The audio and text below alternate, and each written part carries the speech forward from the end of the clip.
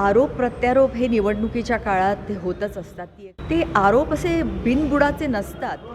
खरं तर 10 वर्षानंतर निवडणुकीला सामोरे जातात. 10 वर्षामध्ये अनेक आरोप प्रत्यारोप झाले. खरंच महामंडळाची प्रगती 10 वर्षात झालेली आहे. आता आरोप प्रत्यारोप हे निवडणुकीच्या काळात होतच असतात. ती एक काय म्हणतो आपण त्याला, ते आरोप असे बिनबुडाचे नसतात. कधी-कधी बिनबुडाचे असतात, नाही असं नाही. पण आमचं जे चित्रकर्मी पॅनल आहे, जे अखिल भारतीय चित्रपट महामंडळ निवडणुकीत उभं राहिलं आहे, 14 जण उमेदवार आहेत. तर आम्ही आता 4 दिवसांपासून फिरतो आहे लोकांबरोबर, भेटीगाठी होत आहेत. आम्ही काय असे बिनबुडाचे आरोप केलेले नाहीत. जे सत्य आहे ते लोकांसमोर आणलेलं आहे. असं नाही की 10 वर्षात काहीच कामं झालेली नाही आहेत. काही झाली, पण जी महत्त्वाची व्हायला पाहिजे होती ती अपेक्षेप्रमाणे नाही झाली सभासदांच्या. तर ती आता फ्युचरमध्ये कसं आहे, एका दिवसात सगळं काही होत नाही.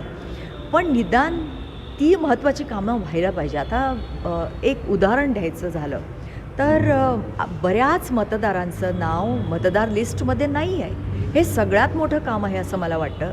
कारण सभासद का होतात? त्यांना एक तर निवडणुकीचा हक्क हा मूलभूत हक्क आहे, तर ते त्यांना मिळायला पाहिजे होतं. बरेच कलाकार वंचित म्हणजे आहेत मतदानांपासून.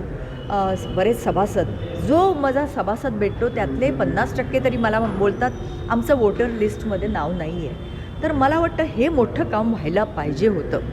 त्यांचा अंतर्भाव लिस्टमध्ये असायलाच पाहिजे होता. बऱ्याच आजीव सभासद असे आहेत ज्यांचं नाव नाही आहे. तसंच मानधन जे आहे वृद्ध कलाकारांचं किंवा ज्यांना आज कामं नाही आहेत त्यांचं मानधन थकलेलं आहे, ते त्यांना मिळायला पाहिजे.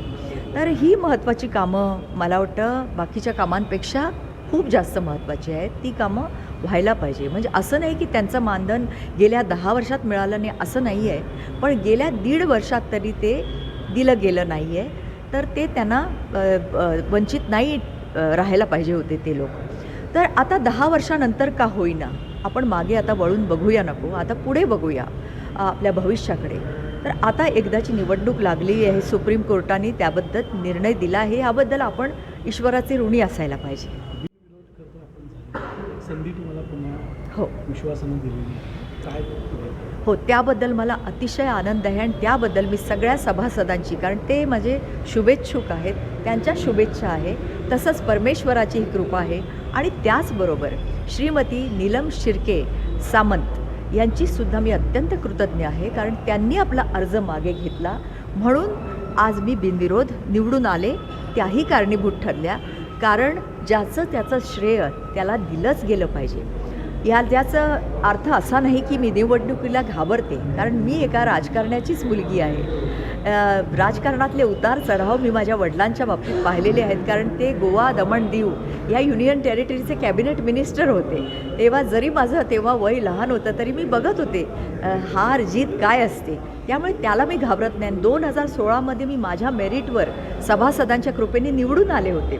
तर यावेळेलासुद्धा मी नीलमताईंना सांगितलं की तुम्ही उभ्या राहा, आपण दोघेही उभे राहू, काही त्याच्यात नाही. तर त्या म्हणाल्या नाही, मी तुमच्यासमोर उभी राहू इच्छित नाही, कारण तुम्ही माझ्यापेक्षा सिनियर आहात आणि तो मान ठेवून मी माझा अर्ज मागे घेते.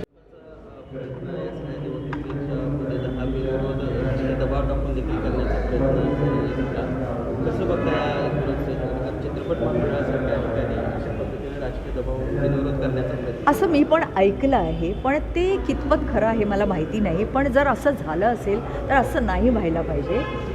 कारण हा एक न्यास आहे, हा एक ट्रस्ट आहे.